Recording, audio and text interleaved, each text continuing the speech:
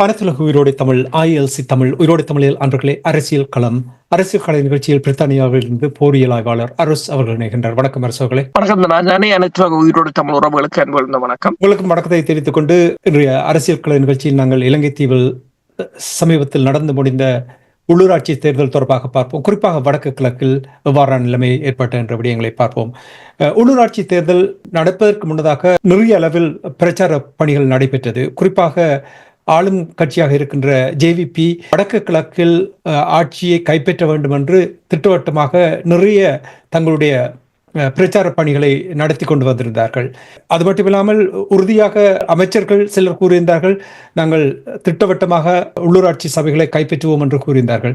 இப்ப தேர்தல்கள் முடிவுக்கு வந்து 3 நாட்கள் ஆகிவிட்டது. என்ன நிலைமை? நீங்கள் என்ன அவதானித்தீர்கள்? இந்த தேர்தல் முடிவு என்ன கூறுகின்றது? அனுரகுமார திசாநாயக்கனுடைய JVP எதிர்பார்த்தது போல் அவர்களுக்கு வெற்றி கிடைத்திருக்கின்றதா?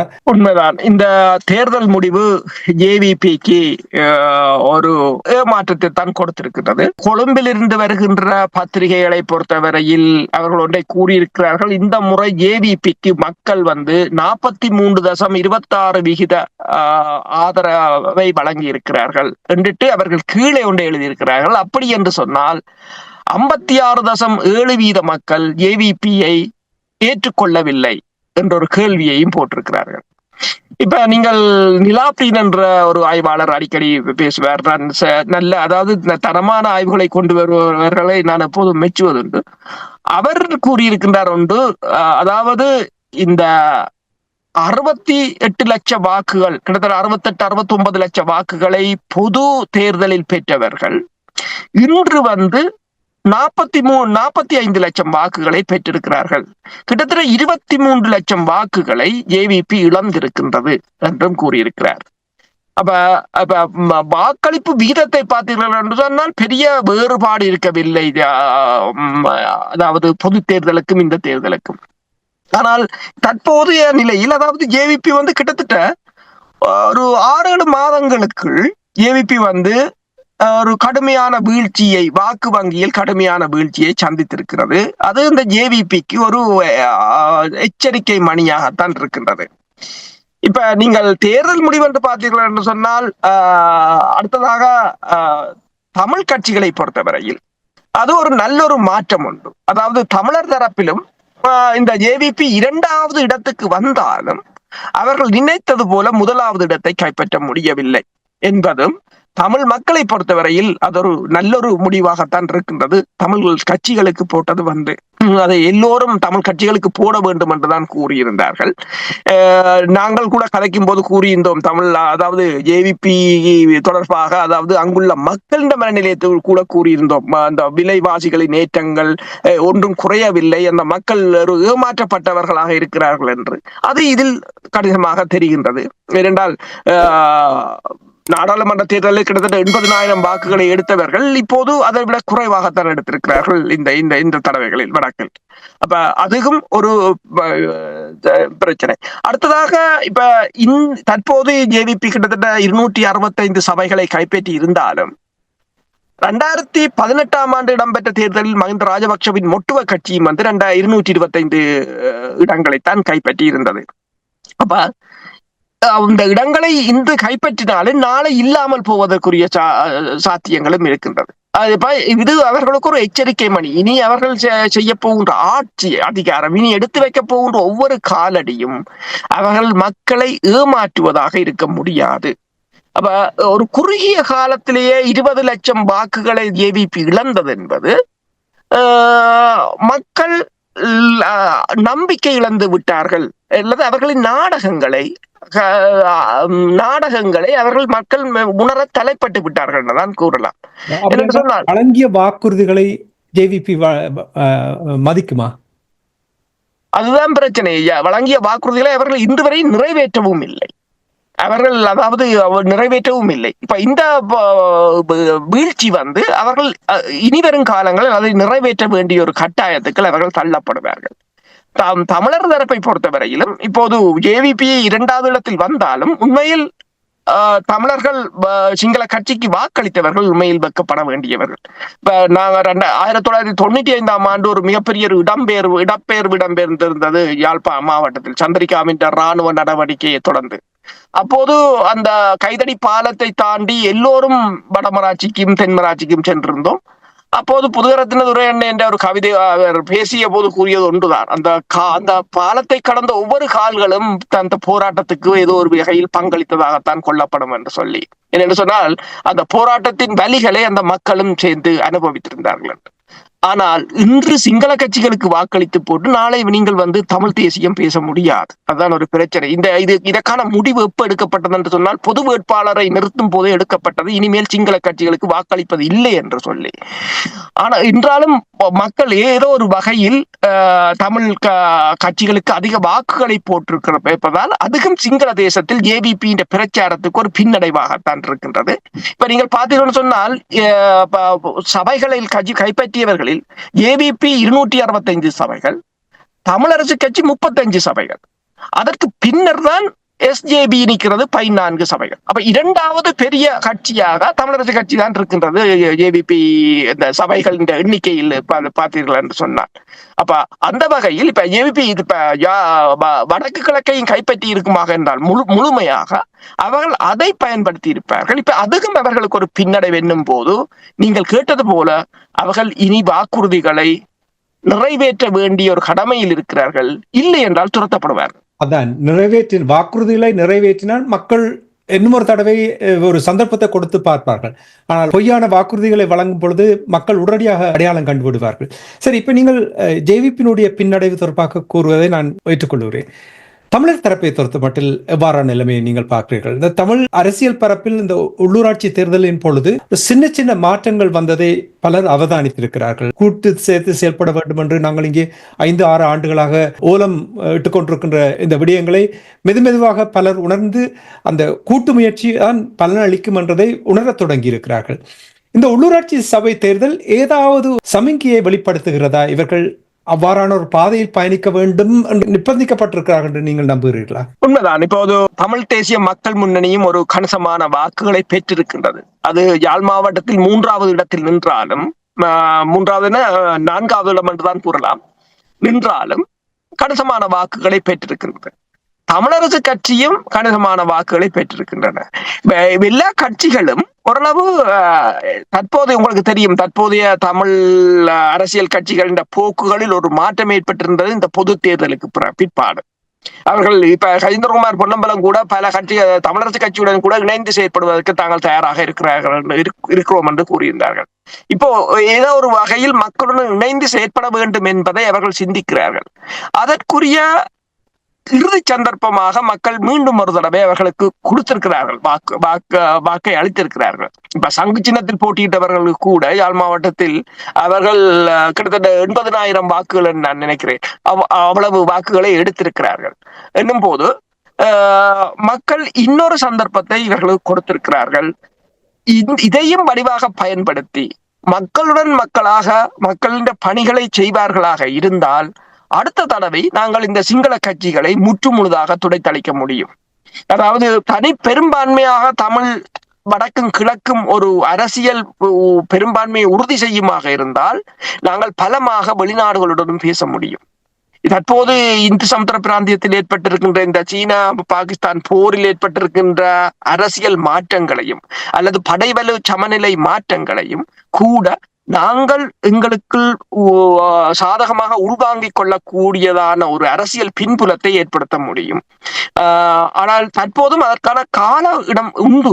எங்களிடம் அதற்கான வசதிகள் இருக்கின்றன, எங்களுக்கு அதற்கான ஆதரவுகள் இருக்கின்றன என்பதை இந்த உள்ளூராட்சி தேர்தல் சொல்லி இருக்கின்றது. நீங்கள் இப்போ கூறுகள் மக்கள் திரும்பவும் ஒரு சந்தர்ப்பத்தை கொடுத்திருக்கிறார்கள் என்று நீங்கள் கூறும்பொழுது இதுக்காகத்தான சாணக்கியன் அவர்கள் கூறியிருக்கின்றார், வடக்கு கிழக்கு மக்கள் மீண்டும் தங்களுக்கு ஆணை தந்திருக்கிறார்கள் ஒரு நிரந்தரமான அரசியல் தீர்வை பெற்றெடுக்க வேண்டும் என்ற ஒரு காரணத்துக்காக என்று சொல்லி. இங்கேயும் கூட அது கூட அவர்களுடைய இந்த தொனியில் ஒரு மாற்றம் காண்கிறீர்களா? நான் சமீப காலத்தில் 3-4 மாதங்களில் தங்களுக்கு நிலைமைகள் மாறியதால் தான் அவ்வாறு வருகிறார்களோ இன்னும் எனக்கு தெரியவில்லை. I want to give them the benefit of the doubt. இப்போ ஒரு 3 மாசத்துக்குள் அவர்களுடைய நிலையில் ஒரு சின்ன சின்ன மாற்றங்கள் காணப்படுகின்றது. இதை நீங்கள் எவ்வாறு பார்க்கிறீர்கள்? உண்மைதான். நானும் இதைத்தான் கூறியிருந்தேன். இந்த நாடாளுமன்ற தேர்தலுக்கு பின்னர் அவர்களில் பல மாற்றங்கள் இடம்பெற்றிருக்கின்றன. பல கட்சிகள் மாற்றங்கள், ஊடகவியலாளர்களுடன் பேசுவதில் கூட அவர்கள் இப்போது முன்னே போல தாங்கள் தான் என்ற ஒரு இருமாப்புடன் இல்லை. ஏனென்றால் மக்கள் ஆணை வழங்கியது அவர்களுக்கு பணி செய்வதற்காகவே தவிர உங்களுக்கான அது ஒரு பதவியாக நீங்கள் கொள்ள முடியாது. உங்களுக்கு சம்பளம் தருகிறார்கள், நீங்கள் மக்களுக்கு செய்கிற பணிக்காகவும் அரசியல் வேலைகளுக்காகவும் தானே தவிர வேறொன்றுக்காகவும் இல்லை. அதை உணர்த்தியிருந்தது இந்த நாடாளுமன்ற தேர்தல். நீங்கள் கூறியது போலதான் அவர்கள் இப்போது உணர்கிறார்கள். இந்த உள்ளூராட்சி தேர்தல் அவர்களுக்கு மீண்டும் ஒரு முறை அடித்து கூறி இருக்கிறது. அதாவது நீங்கள் மக்களுடன் நிற்கும் போது உங்களுக்கு மக்கள் ஆதரவாக இருப்பார்கள் என்பதை சொல்லி இருக்கிறது. இப்ப வடமராட்சி பகுதியில் சிவாஜிலிங்கம் பெற்ற வெற்றியாக இருக்கலாம், பலரை நாங்கள் இங்கு கூறலாம். அப்ப தமிழ் தேசியத்துக்காக நீங்கள் நிற்கும் போது உங்களுக்கு மக்கள் கட்டாயம் வாக்களிப்பார்கள் என்றது. அப்ப கொஞ்ச சொச்சம் மக்கள் இப்போது, அதாவது இந்த தமிழ் கட்சிகளின் போக்கில் விரக்தி அடைந்து சிங்கள கட்சிகளுக்காக வாக்களித்தவர்களையும் கூட நாளைக்கு எங்களுடன் அரவணைத்து பயணிக்கக்கூடிய ஒரு நிலையை இந்த தமிழ் கட்சிகள் இந்த சந்தர்ப்பத்தை பயன்படுத்தி ஏற்படுத்தி கொள்ள வேண்டும். இப்ப அனுரகுமார திசாநாயக்கா கூறியிருந்தார், தனது கட்சி ஆட்சிக்கு வந்தால் சபைகளில் ஆட்சி அமைத்தால் தான் பணத்தை கொடுப்பேன் என்று சொல்லி. பிரச்சனை இல்லை. இப்போது அவர் இந்த கட்சிகள் பெரும்பாலானவற்றில் இல்லை. வடக்கு கிழக்கில் அவர் பணத்தை கொடுக்க வேண்டும் என்று நாங்கள் கேட்கவும் இல்லை. அவர் ஒரே இலங்கையர் என்பதால் தான் அவர் பணத்தை கொடுக்க வேண்டும். அவர் பணம் கொடுக்கவில்லை என்று சொன்னால் எங்களை பிரித்து விட்டால் காணும். நாங்கள் சபை எங்களுக்கு பிரச்சனை இல்லை. எங்களை பிரித்து விட்டாலே எங்களுக்கு எவ்வாறு எங்கள் வடக்கு தாயகத்தை அபிவிருத்தி செய்ய வேண்டும், எவ்வாறு தாயகத்தை மேலே கொண்டு செல்ல வேண்டும் என்ற அத்தனை தொழில்நுட்ப உதவியாக இருக்கலாம், கல்வி அறிவாக இருக்கலாம், தொழில்நுட்ப அறிவாக இருக்கலாம், நிதி வளமாக இருக்கலாம், அத்தனையும் எங்களிடம் இருக்கின்றது. உள்ளூராட்சி சபைகளுக்கு அவர் வேண்டுமென்றால் நிதியை கொடுக்கலாம், வேண்டாம் என்றால் எங்களை பிரிந்து போகவிட்டால் காணும். இனி மாகாண சபை ஒன்று மட்டும்தான் இருக்கின்றது. அது அடுத்த ஆண்டுதான் நடைபெறலாம் என்று எதிர்பார்க்கப்படுகிறது. அன்று நேரு குணரட்னம் அவர்களோடு உரையாடும் பொழுது அதை கூட அவர்கள் பிற்போடுவார்கள் ஜேவிபியினர் என்றால் அவர்கள் எதிர்நோக்கிய அந்த பின்னடைவு, ஒரு குறுகிய காலத்துக்கு எதிர்நோக்கிய பின்னடைவு, அதனால் மீண்டும் அவர்கள் அதை இன்னும் 2 ஆண்டுகளுக்கு அதை பின்போடலாம் என்று கூட கூறுகின்றார். என்னுடைய கேள்வி என்னவென்றால், இப்பொழுது இனி தேர்தல் இல்லாத ஒரு நிலைமை ஏற்பட போன்றது இலங்கை தீவில். தமிழர்களை பொறுத்த மட்டும் அடுத்த 1 வருடம் அல்லது 1.5 வருடம் என்ன விதமான திட்டமிடலை இவர்கள் ஏற்படுத்த வேண்டும்?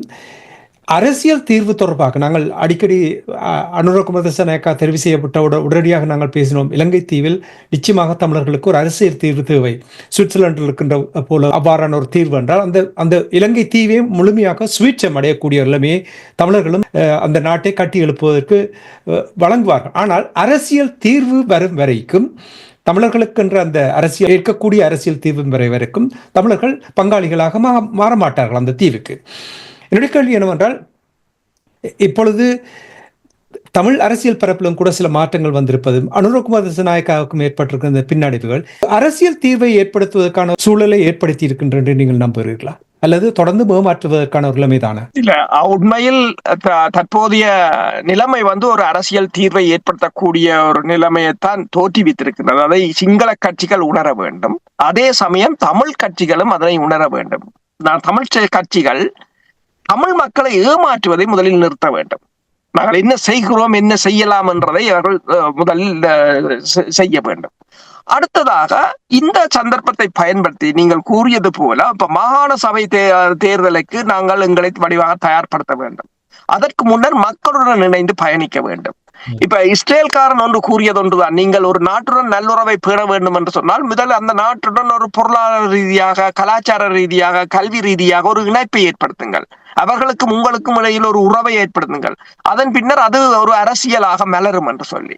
அதே போல இப்ப நீங்கள் உங்கள் கிராமங்கள் நகரங்களை அபிவிருத்தி செய்வதற்கு வெளிநாடுகளின் உதவிகளை கேளுங்கள். நீங்கள் அந்த தூதுவர்களை சந்தியுங்கள், அவர்களுடன் பேசுங்கள், அவர்கள் மூலம் ஏதாவது திட்டங்களை கொண்டு வாருங்கள், அந்த மக்களுக்கான வேலை வாய்ப்புகளை ஏற்படுத்துங்கள், அதன் ஊடாக மக்களுக்கும் உங்களுக்குமான உறவுகளை ஏற்படுத்துங்கள். அதே சமயம் உங்களுக்கும் வெளிநாடுகளுக்கும் இடையிலான உறவுகளை ஏற்படுத்துங்கள். அந்த உறவுகளின் ஊடாக நாங்கள் ஒரு பலம் பெற்று வரும்போது இந்த அரசியல் பின்புலத்தை வைத்துக்கொண்டு நாங்கள் எமக்கான அதிகாரங்களை இலகுவாக பெற்றுவிட முடியும். ஏனென்றால் அந்த அதிகாரத்தை இல்லாது செய்வதற்கு தான் இந்த அரசுகள் முயன்று கொண்டு நிற்கின்றன. இப்ப மாகாண சபை தேர்தலில் கூட காணி அதிகாரத்தான் மிகப்பெரிய ஒரு பிரச்சனை. இப்ப இந்தியா 2019 காஷ்மீரின் காணி அதிகாரத்தை அகற்றினதும் இந்தியா அது ஒரு முக்கிய அரசியல், அதாவது இந்தியா தனது நலனுக்காக என்ற மாதிரி தான் அதை செய்திருந்தது. அதுதான் இந்த தற்போதைய போருக்கே அதுதான் வழிவகுத்துக் கொண்டிருக்கின்றது. அதே போன்றுதான் இலங்கை அரசு அந்த அதிகாரத்தை தராமல் விடுவது இலங்கையை மேலும் கீழ் நோக்கி கொண்டு செல்லும் என்பதை நாங்கள் அவர்களுக்கு உணர்த்த வேண்டும்.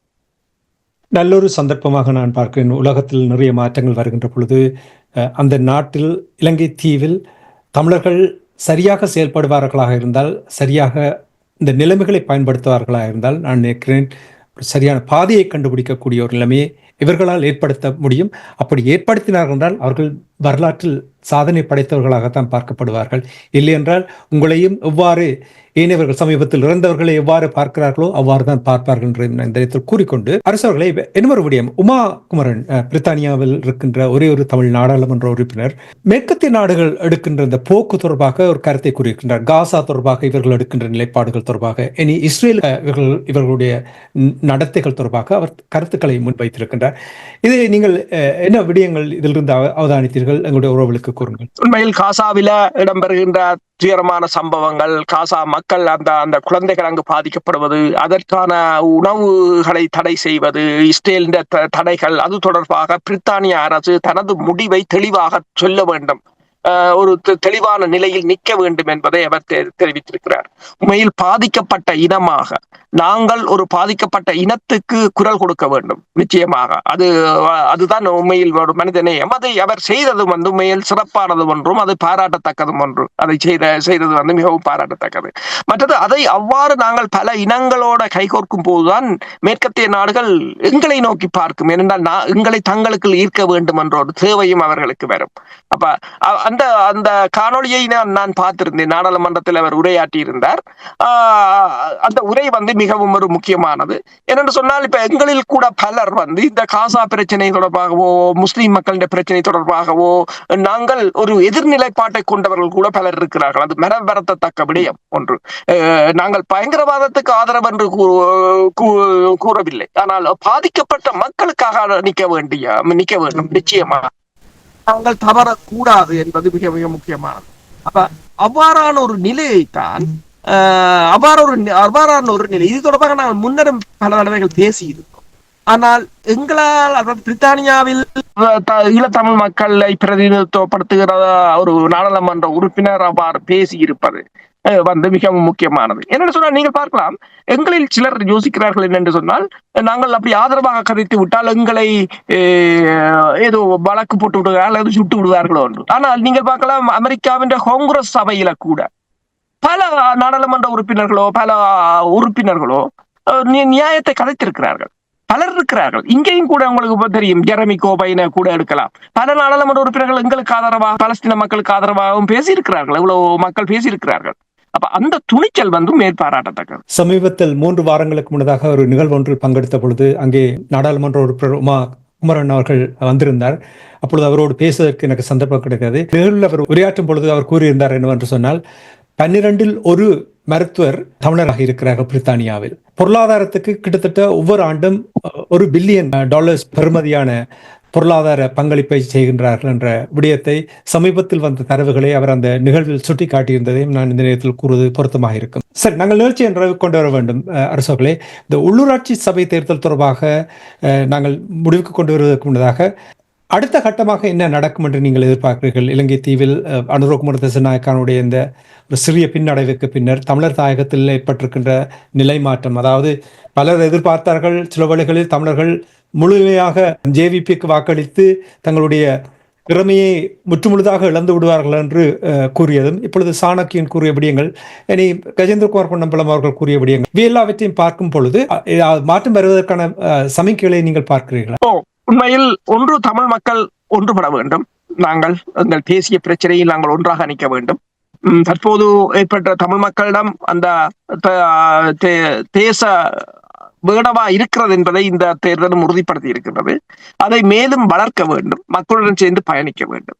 அடுத்ததாக தற்போதைய இந்த பூகோள அரசியல் நிலையை நாங்கள் புரிந்து கொண்டு அதற்கேற்ற மாதிரி செயல்பட வேண்டும். பல்வேறு இனங்களுடன் நாங்கள் பழக வேண்டும். எந்த ஒரு நாட்டையும் எதிர்ப்பதை முதலில் நிறுத்த வேண்டும். எந்த ஒரு நாட்டுக்கும் நாங்கள் அடிமையாக வேலை செய்வதை நிறுத்த வேண்டும். ஏனென்று சொன்னால் நாங்கள் ஒரு தேசிய இனம் என்றுதான் தேசிய தலைவர் வளர்த்தாரே தவிர அவர் அடிக்கடி ஒன்று கூறுவதென்று எங்களை யாரும் பரிதாபமாக பார்ப்பதை தான் விரும்புவதில்லை என்று சொல்லி. ஏனென்றால் நாங்கள் ஒரு இனம் என்பதுதான். இப்ப என்னென்று சொன்னால், இப்ப இந்தியா ஒன்றை பாகிஸ்தானுக்கு சொன்னது, பாகிஸ்தான் IMF இடம் கடன் பாக்கித்தான் சீவிக்கின்றது. உண்மையில் ஒரு பிச்சை எடுத்து சீவிக்கிறது போலதான்.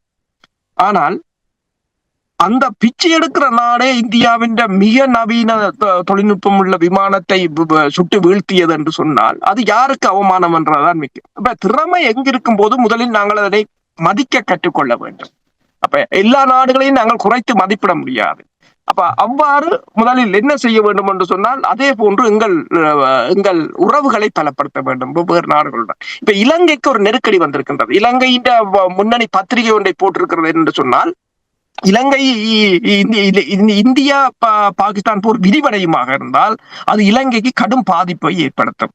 இப்ப இலங்கையின் மாணவர்கள் கூட 1000 பேர் இந்தியாவிலும் 500 பேர் பாகிஸ்தானிலும் படிக்கிறார்கள் என்று.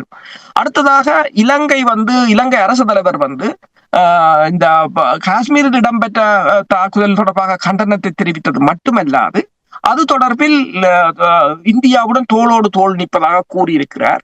ஆனால் பாகிஸ்தான்ல பலசிஸ்தான்ல இடம்பெற்ற தாக்குதலை ஏன் அவர் கண்டிக்கவில்லை, ஏன் அதற்கு தோளோடு தோள் நிற்பேன் என்று கூறவில்லை என்ற ஒரு தர்ம சங்கடமான நிலைக்கு இலங்கையை இழுத்து சென்றிருக்கின்றார். அப்ப இதில் நான் என்ன கூறுகிறேன் என்று சொன்னால், அந்த முன்னைய இலங்கையின் அனுசார கொள்கை இனி வரும் காலங்களில் எடுபட போவதில்லை என்பதை சிங்கள மக்களும் மெல்ல மெல்ல உணர்ந்து கொண்டிருக்கிறார்கள். ஏதோ ஒரு வகையில் ஒரு பக்கம் சார வேண்டும் என்ற ஒரு நிலை. இப்போது பாருங்கள், இந்தியா ரஷ்யாவுடன் நிற்கிறதும் அமெரிக்காவுடன் நிற்கிறது என்ற நிலையில் இப்ப எல்லாரும் கைவிட்டு விட்டார்கள். இப்ப நீங்கள் கேட்டீர்கள் முதல் என்னிடம், யார் இதில் இந்த சண்டையை தணிப்பதற்கு யாரும் வரவில்லையா? ஒருவரும் வரவில்லை. அதே போன்று அதே போன்றுதான் இப்போ இந்த நிலையை நாங்கள் எங்களுக்கு சாதகமாக பயன்படுத்த வேண்டும். அதைத்தான் நீங்கள் கேட்டது போல வருங்காலத்தில் நாங்கள் என்ன செய்ய வேண்டும் என்பதை நாங்கள் இப்போதே தமிழ் கட்சிகள் மட்டுமல்லாது புலம்பெயர் அமைப்புகளும் நிறைய பணியாற்ற வேண்டும். இந்த உள்ளூராட்சி சபை தேர்தலில் புலம்பெயர் அமைப்புகளும் தங்கள் முன்னே தவறுகளை உணர்ந்து ஓரளவு தாயகத்தில் கடுமையாக பணியாற்றியதாகத்தான் நானும் உணர்கிறேன். மிகவும் சுருக்கமாக இப்ப போர் தொடர்பாக கூறும்பொழுது, இந்தியா பாகிஸ்தானுக்கு இடையிலான நடைபெற்றுக் கொண்டிருக்கின்ற இந்த போரில் இலங்கையினுடைய நிலைப்பாடு என்ன என்று தெளிவுபடுத்த சொல்லி அங்கே அழுத்தம் பிரயோகிக்கப்படுகின்றது. இது தொடர்பாக நீங்கள் என்ன அவதானிக்கிறீர்கள்? உண்மைதான். இலங்கை அரசு தலைவர் கூறியிருந்தார், தான் இந்தியாவுடன் தோளோடு தோள் நிற்பேன் என்று சொல்லியும் இந்தியாவுக்கு ஆதரவாகவும். வெளிவார அமைச்சகம் கூறியிருந்தது இல்லை தாங்கள் நடுநிலைமையாகவும் என்று. இப்போது இலங்கை ஊடகங்கள் ஒன்றை கூறுகின்றது, தாங்கள் இலங்கையின் நிலைமை எப்போது நடுநிலைமையானதுதான் என்று. ஆனால் அதே சமயம் இலங்கையில் இருக்கின்ற பாகிஸ்தான் தூதரகத்துக்கு எதிராக ஒரு போராட்டம் நடந்திருக்கின்றது. அப்ப அதுக்கு பாகிஸ்தான் தூதரகம் ஒன்றை கூறியிருந்தது, இந்த போராட்டத்தை யார் ஒழுங்கு செய்தார்கள் என்பது தனக்கு தெரியும் என்று. அதன் பிற்பாடு வந்த சண்டே டைம்ஸ் பத்திரிகை ஒன்றை வெளியிட்டிருந்தது. அந்த போராட்டத்துக்கு வந்த ஒவ்வொருத்தருக்கும் அந்த போராட்ட களத்திலேயே வைத்து 1000 ரூபாய்களை கைகளில் கொடுத்ததை தாங்கள் படம் எடுத்தோம் என்று சொல்லி அவர்கள் கூறியிருக்கிறார்கள். அப்ப இது அங்குள்ள நிலைமைகளை இந்த நாடுகள் இலங்கையிலும் கூட ஒரு அரசியலை செய்வதாகத்தான் இருக்கின்றது. பாகிஸ்தான் தூதரகம் சொல்லி இருக்கின்றது, தாங்கள் வேண்டுமென்றால் இப்போது இந்திய தூதரகத்துக்கு எதிராக ஒரு போராட்டத்தை அரேஞ்ச் பண்ண முடியும் என்று சொல்லி. இந்த நிலையில் இலங்கை 2 தூதரகத்துக்கும் கடுமையான பாதுகாப்புகளை போட்டிருக்கின்றது.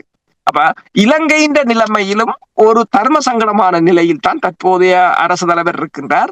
இது இந்திய பாகிஸ்தான் போர் விரிவடைந்து அதுவும் பொருளாதாரத்துக்கு ஒரு மிகப்பெரிய அடியை கொடுக்குமாக இருந்தால் இலங்கை மேலும் கீழ் நோக்கி செல்லும். இந்த அனுர அரசு 5 வருடத்தை முடிப்பது கூட ஒரு மிகப்பெரிய ஒரு கேள்விக்குறியாகத்தான். அப்படி நீங்கள் யோசிக்கிறீர்களா? நீங்கள் கூறுவதை கேட்கும் அங்காங்கே போராட்டங்களும் இப்பொழுது ஆரம்பித்திருக்கின்றது போல் இருக்கின்றது இல்லையா? உண்மைதான். இப்ப வேலையற்றோர் போராட்டம், மற்றது சம்பள உயர்வு கோரி தொழிற்சங்கங்கள போராட்டம். அவர்கள் கூறியிருக்க அனுகுமார் கூறியது ஒன்றுதான் என்னன்னு சொன்னால், ஏன் சிறிய விடயங்களுக்கு போராடுகிறீர்கள் என்று.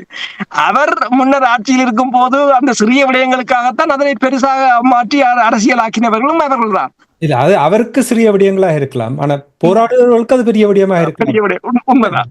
சரி, அற்புதம் அற்புதம் அற்புதம்.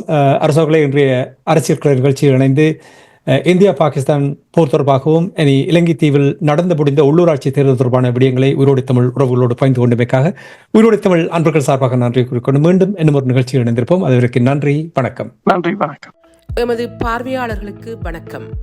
மக்களின் குரலாய் ஓங்கி ஒலிக்கும் இலக்கு மின்னிதழ் மற்றும் உயிரோடை தமிழ் வானொலி ஆகிய இவ்விரு ஊடகங்களும் உங்களைப் போன்ற எமது நேயர்கள் நண்பர்களின் ஆதரவிலேயே இயங்கி வருகின்றன.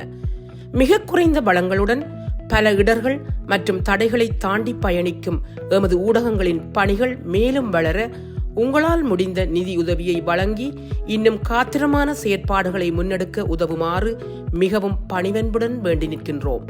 உங்கள் பங்களிப்பு உங்களின் உரிமை குரலாய் ஓங்கி ஒலிக்கும். நன்றி.